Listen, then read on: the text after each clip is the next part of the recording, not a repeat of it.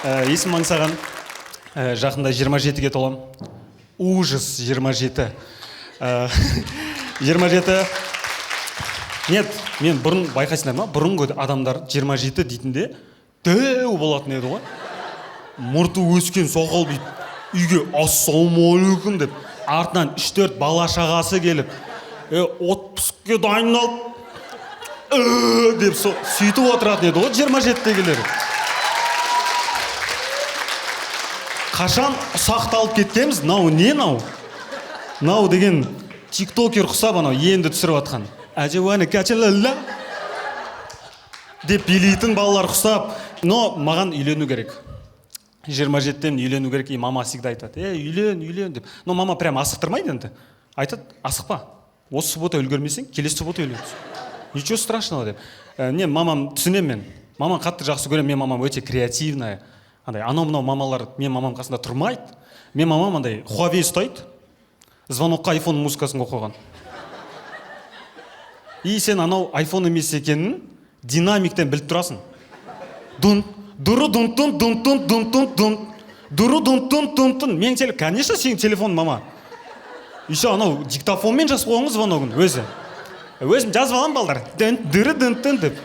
Мамамен сөйлескенде, WhatsAppмен сөйлескенде байқайсыңдар ма? Всегда пересланный смс-тер тұрады. Біреулерден келген оранжевый голосовойлар. Бір нандай бір информация жүреді да. Соңында далее деген басасын, тағы да бір том ана жерде. Мама күшті, всегда ақыл айтады. Мен мамам селфиға түсамайды. Тоже сондай мәсіндерде. Селфиға түскен кезде нажағында 80 километр. Өзің бірдеңе қосып ал ана жерде. Жалғыз өзі. Мама всегда ақыл айтады. Балам қалайсың андайсың ма? Витамин Ж, как күн суық, витамин Ж. Банан ал, банан деп. Уже банандардың астында көміліп, үйге толтырып банан алып қоясың. Мама айтты банан, вук кетті толтырып. И келесі күні андай голосовой жүрді. Банан жемеңдер. Қытайлар қазір қосып жатыр. А мен бананның астынан естіп жатырмын да осы сообщениені. Осы айтам, мама, мен кеше 48 килограмм банан алып қойдым. Не істеймін мен? Жартысын же бананның. Типа жартысы пайдалы, жартысы қытайлар қосқан дейсің. Мен үйленгім келеді. Бірақ менде акцент жоқ бір қызға деген. Кез келген жігітте 2-3 вариант деген тема болады. Бүйтіп жүресің, Назеркеге ма, Айгерім ба, кім, анау үйленсен, мынау үйленсен деп. Қасында бір досың келеді да. Мадина ше дейді. Ёптыгыдық. Мадина бар ғой еще деп андай не істерін білмей, ёптыгыдық деп жүресің да. Потому что біреуіне акцент қойсан, мысалы үшін Мадинамен жүріп кетсең, андай болады сияқты. Назерке күшті еді ғой. Не, мен сезем, мен неге қызбен жүрмейтінді, потому что мен де біреудің 2-3 вариантын біреу сияқты. Где-то бір қыз отыр да бүйтіп. Дамирмен жүрсем бекен, мақсатпен бекен. На жақтан подруга сөйтті, аңсаған бар ғой дейді. Ёптыгыдық, аңсаған бар ғой, анау ма, ұртың жұртың фиолетовый киіп алған. Аңсаған бар ғой деп. Мен үйленгім келеді, просто мен қыздармен кездескенде ылғи ыңғайсыз, кринж ситуацияларға түсіп қала берем. Прям ыңғайсыз андай. Осы қою дейтін емес енді.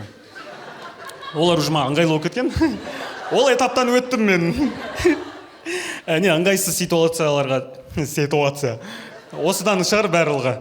Ыңғайсыз ситуацияларға түсем. Потому что анжол бір қызбен ресторанға бардым. Көтіме қарамай. Қымбат ресторанға бардым. Енді ана жердің средний чегі вообще средний емес тандай. И мен қыздың алдында, типа ана жерге бірінші рет барып, аузым аңқиым аш үшін барынша бүйтіп, сол жердің постоянный клиент ұқсап. Нам былай ашады ғой деп. Қызбен келші. Наоборот ашылады екен ана. От себя мен, на себясын ғана оқыған ғой мен. Сөйтіп, ничего страшного. Кіреміз ресторанға и Диас деген на жерінде жазылып тұрды, официант күтіп алды. Диас, привет, так қоясын сразу. Как будто сол жерде өскен сияқты. Диас, да, мы как обычно деп. Анау түсінбей тұр, не біледі? Қайдан келді? Мән білді. Сөйтіп кіреміз, отырамыз, күшті, екеуміз менюді алып жатырық. Қарайым, менюді алтақ тамақ. Қымбат жерлерде сондай болады екен, сендер де білмей отырсыңдар. Сондай болады екен, оказывается. Сендер қағанатқа барып 88 базилик дегенде құдасыздар ғой. Екеуміз отырмыз и бүйтіп Диас деп бүйтіп шақырайын деп отырсам, Наташа деген біреу келіп тұр. И андай кішкене, Наташа, ты, да, сегодня деп. местныйсың ғой ана жерде, короче. Сөйтіп тамақ заказ беріп отырмыз. Қыз тамақтардың аттарына қарап отыр. Мен бағасына қарап отырмын. 3 сан түссе екен деп. И 3 санға түседі ғой, 990 теңге. Бүйтіп жылыстам, хлеб. Мен бүгін қарным ашып тұрған жоқ. Хлеб жейтін күнім менің бүгін. Екеуміз күшті тамақ заказ береміз, андай бүйтіп еще андай тамақта деп жемейсің да? Счет келді. Короче, тамақ жеп отырмыз, фук тамақ жеп отырмыз, и тамақ қалып қойды да енді. Сондай тамақ екен андай. Қымбатский. До конца жесең, андай білдіртіп қоясың да, что өмірі ана жерге келмегеніңді білдіртіп қоясың да. Я сыт деп қоясың жаңағы. Сөйтем, собой алайын десем, ұят қой енді, собой, нет, какой там собой? Күнде келемеймін бұған деп, өзінше болып ана официантқа. Сөйтеміз, счет келеді, 35 мың теңге, менде Каспийда 36 мың теңге болған. Мен официант жақсы көріп кеттім. Молодец. Егер 1000 теңге әкелсең, сен көтінді айыратын мен. Но сен молодецсің бүгін 35. Но мен на всякий 3-4 балаға жазып қойым, 10к деп жіберіп қойыңдар деп. Андай страховка бүкіл ұлдарда болады ондай. Если қыздар сендер кездесуде ол WhatsApp-қа кіріп жатқанын көрсеңдер, ол ақша іздеп жатыр. Ол уже каз дейді да, братан, 10к срочно, кешке дейін. Осы қыздан құтылып алайыншы, пожалуйста, деп. Если что. Екеміз болдық, и сосын ана жерден кеткім келмей отырды, андай күшті бір сторис түсірейін десең де бір қойшы мына жерге барасың ба, не достарың жазуы мүмкін да. Короче, шығамыз, мен уборныйға кіріп кеттім, қыз сыртында күтіп тұр, и мен уборныйдан шыққанымды байқамай қалды ғой деймін. Жай шықтым да бүйтіп. И қыз голосовой жүріп тұр. Мадина, потолок ресторанға келдік қой. Нан 990 теңге ғой.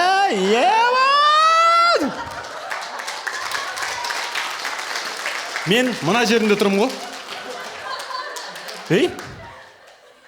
Жаңа собой алып кететін не қоймыз? Базиликке бара салатын не қой екенбіз. Сөйт, шықты да. Жүрсей, собойды алып, весновка дейді, жаяу жүрек дейді. Мен сондай бір ситуация болды қызбен. Мен одан кейін ешқашан қымбат ресторанға бірінші кездесуді қоймаймын дедім. Екінші, да, вообще бармаймын дедім в целом қызбен ешқандай жерге. Мен просто қызбен сөйлескен кезде ішімде андай басқа личностьтар оянып кетеді. Ноутбук бар, ноутбуктан фильм көремін, там сценарий жазамын деген сияқты. И телефонға отвлекать ете бермеу үшін мен ноутбуктан WhatsApp веб, Telegram веб деген білесіңдер ма? Сендер өзі бірдеңе? Тоже, короче, ноутбукпен сөйлесе беремін дальше. Қалайсың, андаймын, ана жолы бір қыз жазады. Қатты жақсы көретін қызым. Күшті сөйлесетін. Привет, қалайсың, не істеп жатсың? Не жаңалық, андай мындай. И сөйлесіп болғаннан кейін байқадым да, оказывается, мен ноутбугымда Enter'ның қасында деген әріп бар екен.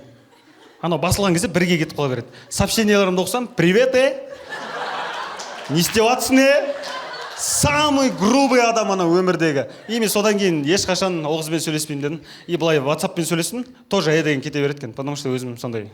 Ана жолы бір досым айтады, лайфхак бар. Егер сен қызыңды болашақ жарың таппай жүрсең, мынандай бар. Сен список жазасың. Менің болашақ жарым қандай болу керек? 50 деп. 50? Үшеу жететін шығар, может. Ақылды, иманды, сұлу дейтін сияқты. Жоқ, 50 жаз дейді, мен жазып бастаймын. Андай ақылды, бойын андай, бірдеңе жазып. Андай қыз бар ма не? Жазып болам, 50 жазам. Тема. Болды. И айтады, сен қызды көрген кезде сразу бүйтіп уже салыстырып бастайсың дейді, бүйтіп сразу қарайсың дейді. Все хорошо деймін, и бүйтіп қараймын. Келмейді ғой ешкім. Ана жол бір қыз таптым. Күшті, идеально. Бір өтті, екі өтті, күшті болып келе жатыр. 23 келмей қалады. Ой, ёп, тігіді.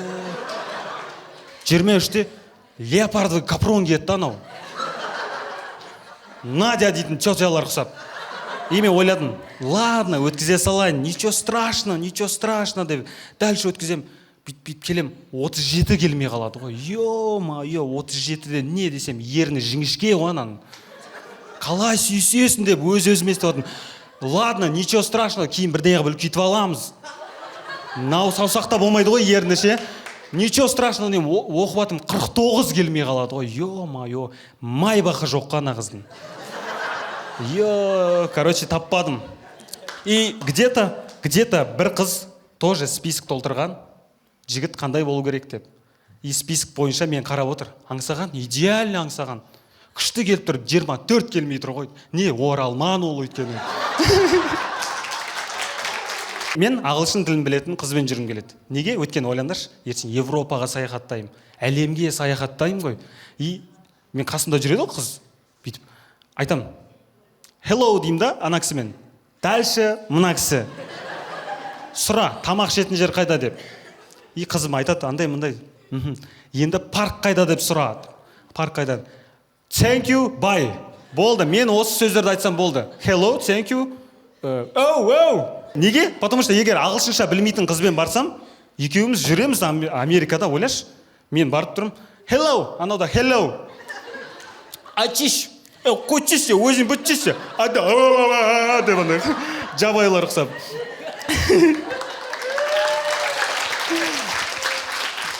Но ничего страшного, солай да қызық сияқты. Но олай адасып кетуіміз вероятності көп та. Ана жолы мынандай қызық ситуация болады. Мен қорқып қалдым сол ситуациядан кейін. Ресторанда тамақ ішіп отқан кезде, сосын уборныйға барам ғой. И уборныйды ашам да, ішінде адам отыр. Ұмытып кеткен. Ну болады ғой, ұмытып кетеді адамдар. Жаптым деп ойлайды, жаппайды. Үтікті суырдым деп ойлайды, суырмайды деген сияқты.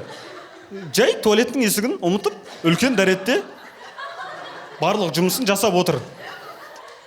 Аштым да, обратно жауып жүрдім. Ашып, бұлай жылжисыз ба десең қате ғой. Обратно жауып жүрем. И болды, барып орныма отырам. И анау ар жақтан келеді бүйтіп. Түрі таныс. Көрші столға отырады.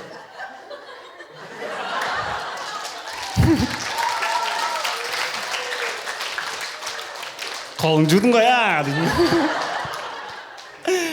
Молодец, счет төлеуді ұмытпа. Мен содан кейін қорқып қалдым просто. Ойлаңдаршы, сен туалетке бару мүмкін, и ішінде адам болып қалу мүмкін дейтін. Қорқыныш қой всегда. И мен всегда содан кейін туалетті жай ашам қазір есіктерді. Жайлап бүйтіп, ішінде жоқ па? Бүйтіп кіріп кететін. Егер мен сыртынан біреу көрсе, бір туалетте адам отырғанын аңдып жүрген біреу сияқты.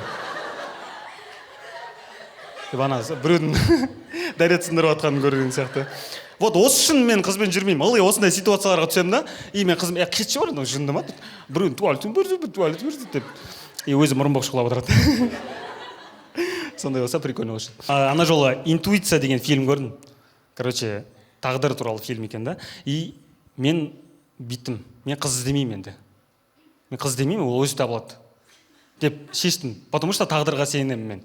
И өзі табылады дегенде көшеде келе жатқан кезде, мен сенің болашақ жарыңмын дейді. Ондай емес енді прям. Андай өзі табылады, андай күшті историялар болады ғой бүйтіп. Келе жатасың, соғасың. Ну примерно. Потому что ертең банально танысып үйленіп кетсеңдер, балаларын сұрайды ғой, пап, мам, сіздер қалай таныстыңыздар десе. Сол Инстаграмда, чё не спишь деп жазды. Десең, өте ұят қой. Мен вообще настроением күшті болып жүр. Вообще уайымсыз жүрмін, потому что мен жақында кредит жаптым. Андай жазулар шығады ғой. Ваш кредит погашен. Погашен, қайсысы? Шын, погашен, деп шығады ғой, жасыл боп, өмірің жасыл боп шығады ғой. Ей, кредит жабылды. 1 ай емес, 2 ай емес, полный жабылған кредит. Ойландаршы. Кредит жабылады күшті. Потому что кредит жабылғанға дейін, анау, оплатите до 3-го. Серый болып тұрады ғой анау, ше. Өміріңді серый болып. Там 80 мың теңге болады кредитің. 60 мың төлеп тастайсың ғой. Әлі 20 мың, 20 тысяч есть. Андай, просрочкалардікі вообще жаман. Олардікі қара болып тұрады. Но просрочкалардың адамдары вообще ондай емес. Олар просрочка банктен звондайды бәрі деп солай жүре береді. Кімнің кредиті бар, шабыла ұрындар? Ылғи қарызданып келдіңдер ма? Осы концертке, Каспиретке алдыңдар ма? Так, кредит осындай бақытты бұйыртса сендерге де жұқысты болсын. Саған реально әумин, қазір мен намазымды оқып келе осыған болайын. Қатты жалғысы келіп жүрген. Акримнің кредиті жоқ вообще? Молодцы. Тілін шығарып ұрып отыр көндір ма? Кредит жоқ менде. Так, кімнің кредиті? Так, қанша төлейді кредиттер? Брат, сенде кредит бар ма? 20 мың кредит емес қой айналайын. Ол жай мұқтаждық қой ол. Біреуден алып бере саласың ол. қанша төлейсің, брат? Міне. Кредиттің К деген әрпі де жоқ сенде. 80? Не төлейсің? Басың дәу десің. Не ойлап айтам. Қазір шыққаннан кейін басым реально дәу ма не? Жүрші ансаған десең. Не төлейсің, брат, 80 мыңға? Көп нәрсе білмейсің ғой, Мен де тоже сондай болғам. Потому что Каспий алдайды ғой. 24 айға дейді ғой. Еба. Бір AirPods алғың келеді ғой. 78 бірдеңе тұрады да. 24 айға бөлесің. Шақ мың. И өзіңе сұрақ қоясың. Аңсаған? Нифига се. Сен өзіңе 3 мың теңгеге музыка тыңдауға рұқсат бере алмасаң, несіне өмір сүріп жүрсің? Дейсің да, біреуден Алиса көресің де, аңсаған. Айна 7 мың. Сен Алисамен общаться етуің керек. Бірдеңе сесіне блендер керек. Аңсаған. Сен күнде таңертең тұрып жейсің оны деп. Солай толтырып аласың да, смарт, морт, супақ, тұқны не төлеп атқан білмейсің. Сол арасында жартысын жоғалтып аласың еще сондай. Каспийдің сондай тірліктері бар. Сенде депозит бар ма, брат? Конечно, жоқ, 80 кредиттен қалай депозит. Мен жақында аштым. Родной, мен сен өміріңді дальше айтып берейін. Мен тарологпын. Мен бір досым айтады, аңсаған, депозит аш. Финансовый грамотностьын жоғарылату керек. Битеміз, короче. Депозитің бар ма? Бар деп айтуға ұятта 1000 теңгені. Түбі 1000 теңге ғана. Мен депозитке бүгін 35 мың салам ба? Ертең 35 мың алып шығам оның ішінен. Анау депозитте процент қосатындар. Не болды? Ойбай. Алдар көсе, алдақ кетті бізді. Не істерін білмей. Еще анау, айына бір-екі рет пополнение в депозите деп келеді ғой. Мәссаған! Қанша екен, ойбай, пополнение? 14 теңге. Осы айда сіз 14 теңге қымбаттадыңыз. Наконец-то машина алатын болдым мен. 14 теңге. Сен ана Каспийдің аласында 100 теңге жіберіп 114 қып шешіп аласың обратно. Того сондай аш көзсің ба? Мен досым айтады, депозит аш дейді. Үйге бір депозит. Там квартираға, там машинаға бір депозиттер ашып таста дейді. 7 депозит ашып қойғам ғой мен. 7-інде 1000 теңгеден. Біреуіне лучше 7 теңге саласаған лучше. Айтады, вот осындай, сен ертең мынандайға типа қол жеткізуің керек, ұмтылуың керек дейді. Мысалы үшін подушка безопасности деген нәрсе бар екен. Скоро сенде болады десең. Подушка безопасности деген, типа сен бүгіннен бастап жұмыс істемесең, бүйтіп на всякий дейтін ақшаң ғой, короче. 70 мың, 80 мың деген сияқты. И дальше қанша өмір сүресің. И мен досым айтады, сен подушка безопасности до того күшті қылып алуың керек. Сен мысалы үшін ақша жинадың да, и болды, өмір бойы, өмірінің соңына дейін жұмыс істемейтіндей ақша табуың керек дейді. Базар жоқ. Ертегі екен мынау. Мен айтам, күшті, қазір сенде қандай жағдай дейді. Мен егер өмірімнің соңына дейін ақшамды жеткізу керек болса, вторник өлуім керек болады мен.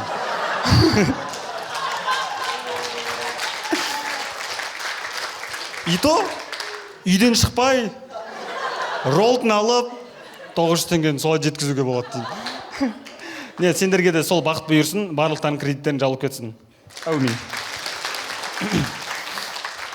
Байқадыңдар ма? Соң кездері қазақ тілі модаға айналып кеткенін.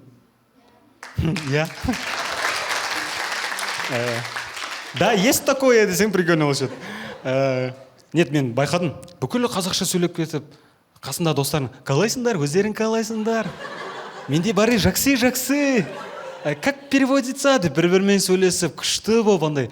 Қазақша бұрын мен осы күнді күткем ғой. Қазақ тілі модаға айналатын. Сол үшін орысша үйренбегем. Мен до того патриот болғам, сенгем мен осы күнге түсетінімізді. И потому что мен бұрын орысша білмейтін кезде бүйтіп айтатын, ансаң не знаю, дальше играй деп мен бүйтіп шеттететін да. Қазір қазақша білмейтін біреу келеді, привет, как этот? Ассаламу алейкум, Алталаштың азаматы. Ортамызға келсейші, мәңгүрт, бергел. Қазақ тілін білмесең, қалайша жер басып жүрсің, ассаламу алейкум деп андай күшті амандасып позорланып төккім келеді. Потому что олар кезінде менің мягкий знактарыма әңгіме айтатын. Тут же нету мягкий знака. Қойш, да деген сөзде жоқ па не мягкий знак? Да сондай болған. Мынандай ситуация болады, күшті, тоже қызбен ай бүкіл позорларымды сендерге айтып беріп отырмын ғой мен. Мен бір қызбен сөйлесеміз, ну андай күшті сөйлесеміз, ол орысша аудитория, орысша кругта өскен дегенді түсінесіңдер ғой, мен қап қазақша. Ешкім кірмейді менің кругыма, орысша біреу кіре ма, қазақша үйретіп алатын круг қой біздікі. Андай көп қазақша сөйлейді, бір орыс келеді, орысша сөйлеп кетеді дейтін ғой. Жоқ, біз көп қазақ тұрады, бір орыс келеді, қуып жібереміз, дальше өзіміз қазақша сөйлесе береміз. Сондай кругта өскенмін мен.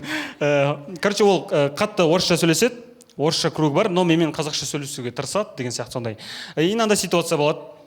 Короче, битеміз, күшті сөйлесіп жүрміз, сосын ол мені подругалармен таныстырады ғой. Мен танысасың ғой бір күні, әйтеуір бір күні. Сөйтіп подругалармен таныстырады. Привет, это вот, это Агерке, это Аңсаған. Кстати, Аңсаған, только на казахском разговаривает. Только леп белгісімен. Мен андай, привет деп айтайын деп тұрған, сәлем, ару, қалыңыз қалай. Сосын мен ойладым, ладно, жай совпадение шығар деп. Кейін бір досымен таныстырды да. Знакомьтесь, Диас, Аңсаған. Кстати, Аңсаған, только на казахском разговаривает деймін ше. Разговаривать деп айтады да. И мен ойдым, сәл орысша көрейік та сөйлесіп. Тұрқ, как делаға дейін барайық хотя бы. Да там стендапым занимаюсь деп айта салам мен дейтін сияқты. Мен ойладым, ладно, андай совпадение шығар деп. Кейін бір қыз бір танысымен таныстырды. Вот Зарина, Аңсаған. Кстати, мен өзім айта салайын осы сөзді. Я только на казахском разговариваю. Просто мен жындан кеттім уже. Төртіншіде, кстати, только на именно андай мен былай сезіндім. Мені унижать етіп тұрған сияқты. Но қазақ тілде басқа да білмейді. Бұл бичарамен қазақша сөйлесесің. Егер болмаса, онда сөйлеспей қойындар дейтін сияқты андай. Өзімді бір түрлі бүйтіп, тіл білмейтін құсап, не істеймін мен деп бүйтіп. Деп. И мен сосын бір күн айтамын ғой. Мен осылай өзімді бичара сезінемін андай. Айтпай қойшы олай. Только деп айтпай қойшы. В основном деп айтсаң да болады. В основном на казахском общается дейтін сияқты. И сөйтіп айтамын, пожалуйста, осылай түсіндірші деп. Сосын ана подругасымен бірге, нет, ты неправильно понял. Это для твоего же комфорта, чтобы ты комфортно чувствовал. Мен айтамын, успокойся. Успокойся. Если я только на казахском разговариваю, это не значит, что я русский не знаю. Көздер банк. Сосын айтады, нет, ты неправильно понял. Это же мы, чтобы хотим только на казахском. Мен айтамын, успокойся. Если я только на казахском разговариваю, это не значит, что я русский не знаю. Ана айтады, жоқ, сен дұрыс түсінген жоқсың. Аңсаған, мен саған қазақша түсіндірейін. Бұл мен сені ешқандай төмен. Успокойся. Если я только на казахском разговариваю, это не значит, что я русский не знаю. Жоқ, Аңсаған деп барлық. Успокойтесь. Мен неге олай өз қазақ тілі үшін қатты бүйтіп көтінді берем деп айтсам бір тілеген, мен не үшін қазақ тілі үшін қатты терлеймін? Өйткені маған маңызды. Мен неге қазақ тілі үшін жаным ашиды? Өйткені мен басқа тіл білмеймін. Если менің қазақ тілімді албаса, мен үндемей деп қалушы едім. Сол үшін мен бар жанымды саламын. И плюс ол менің ана тілім. Менде мынандай достарым бар ғой, энергичный болып жүретін. Всегда ана көтінде құрты бар сияқты дейтін. Сондай достар болады ғой. Амандасасың бейт. Қалайсың десе, қалайсың? Бүкіл әлемді бейт. Жақсы, өздерің қалай? Қойсай, жұмада тұрып қой. Жай кішкене сауыр сақтасайшы деп. Сондай қатты энергичный адамдар болады бейт. И жүрген кезде де солай жүреді. Бүкіл автобусқа кірген кезде, здравствуйте всем! 80 теңге я оплатил. Бүкіл жүрген кезде официантты сол шақырады всегда. Отырса, официант болма! Андай приколдар тығып ана официантқа. Чечевичный бар ма? Жоқ, тусай. Сондай энергичный адамдар болады ғой. Андай қатты бүйтіп, жыпыңдап қалған. И өліп таяқ жейді біреуден. Сосын бүйтіп қалады да. Үндемей, сімірейіп бүйтіп. Не болды дейсің? Ничего страшного дейсің ғой? Просто мен достарым ондай көп. Мен өзім сондаймын дейсің. И, соответственно, соған анти достарым болады. Ол сүмірейіп жүреді всегда. Бүйтіп, жай, анау қайда қалып қойды еді? Артынан іздеп жүресің, бүйтіп. Ана бүйтіп амандасқан кезде анау қасындағы бүйтіп жүрді. И байқайсыңдар ма? Всегда сол сүмірейгенмен энергичный дос болады ғой. Анау қасында бүйтіп жүрді, көтерсе настроение. Анау мынандай қылып, қойшы деп. Бұны мен тепе-теңдік настроениесі деп өзім шығарып алдым. Эйнштейн құсап. Мен басым пустой емес. Сондай, мен солай шештім, тепе-теңдік настроениесі бұл болу керек. Надо 25 энергия, надо 75 дейтін сияқты. Бірақ просто екеуі де 75 болса. Қалайсың?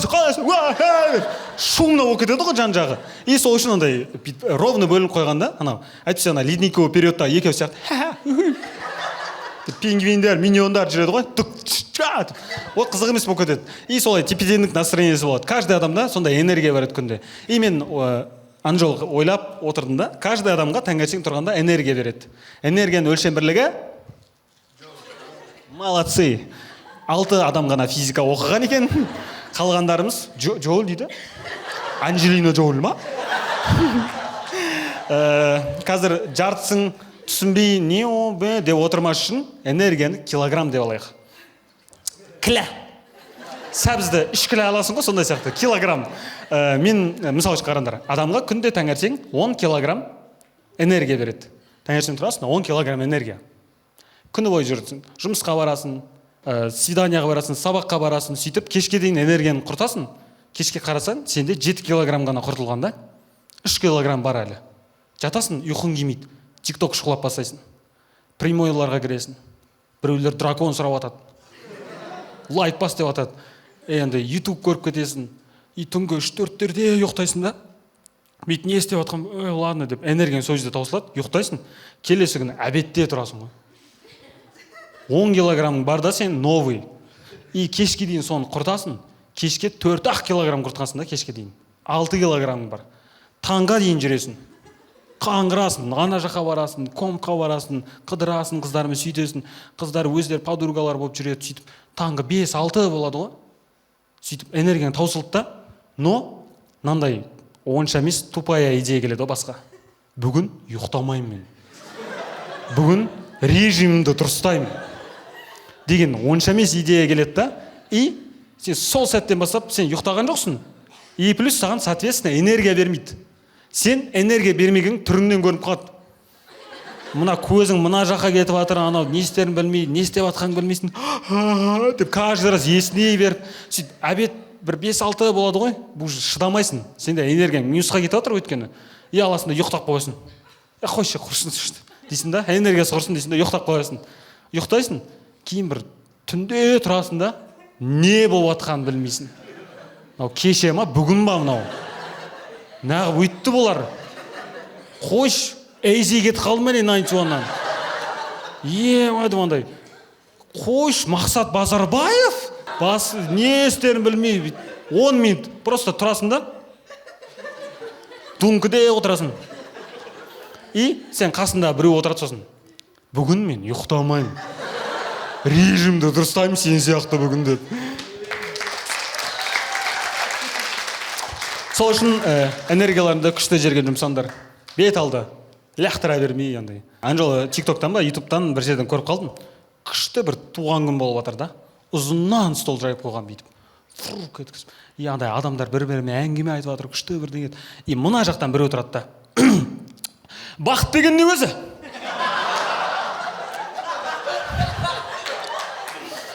Бақыт деген не өзі деп бастап таласты. Бірі оны үйден іздеп, бірі қырдан арасты. Бірі айтады. Мына жақта салат жеп отқан біреу. Бақыт деген барлық байлық емес пе? Керегінше ішіп жүрсең, бақыттысың емес пе? Ана отырады да, бірі айтады мына жақтан. Жоқ, бақыт деген қолың жетпес мансап қой. Деп ана жан-жағына күшті оқып жатыр да. Қолың жетпес мансап қой. Жұрттан ерек жүрсең егер, соның өзі жақсат қой. Мына жақта біреу баласымен ұстап тұр. Жоқ, бақыт деген адал жар мен перзент қой. Ынтымаққа қарсы келген, соның өзі ермек қой деп. мына жақтан жоқ ой дейді, анда қатты ойнататындар болады. Жоқ бақыт деген жүйрек менен той тойлау, күйбең менен ісің болмай қарын тойса карта ойнау. Мына жақтан ведущий бар ғой басында. Пікірлердің таласына осылай мен жолықтым, бақыт адам баласына келмес оңай сонықты. Ей, безбеймін мен, бақыттан да бардан да, байлықтан да жардан да. Мансап жетпес бар адамға үлестіріп алғанда. Үміт үзбей іздейді олар. Іздеп сол бір жақытты, оны алыстан іздемегін, жүректен тап бақытты. Камера жайлап бейт, мына жаққа бұрады да. Мына жерде гитарамен біреу. Бақыт жайлы менің мынау білгенім. Бақыт дегенде мына жақта бір қыз айтты. Бақыт деген бірде шаттық, бірде мұң. И барлығы қосылып. Бақыт деген сенің бала күндерің, бақытсыз ақ бақытты боп жүргенің, бақытында басқаны да білмеуің.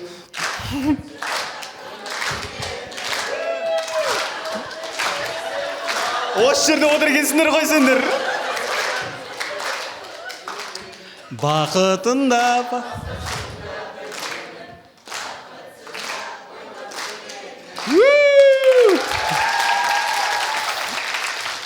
әжелер хоры болып бітті. Бақыт деген күшті. Мен қызығам, күшті ғой сондай туған күн деген.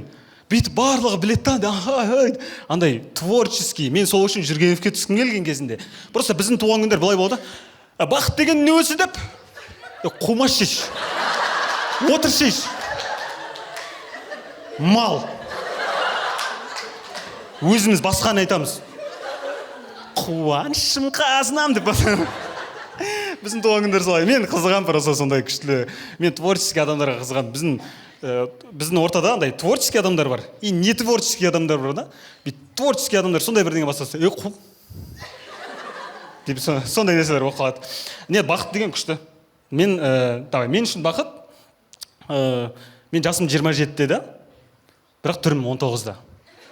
Күшті ғой андай. Бақыт да мен үшін. Мен үшін бақыт андай, когда мамаң саған күнде бір смс-тер жібереді, и сен мамаңмен күнде сөйлесесің. Қалайсың мама, күшті деп. Мен үшін бақыт, когда сен Өзбекстанда туылдың да, брат, мына қызда десен.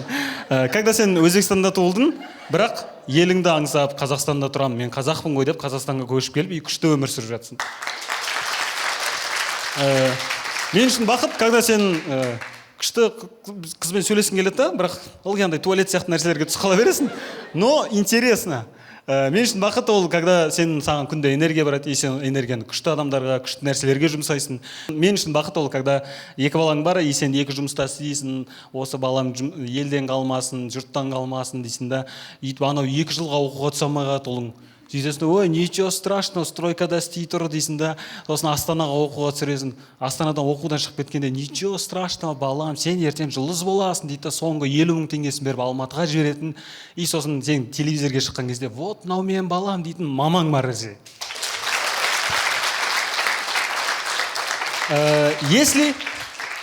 Если мен бұл бақытыма біреулер бүйтіп, қомаш, не бақыт ол? Несі бақыт ол деп қарсы келетін болса, немесе бірден әңгіме айтатын болса, мен оларға айтам, успокойся. Если я на казахском разговариваю, это не значит, что я русский не знаю. Мен де осы рахмет, барлықтарын жақсы көремін.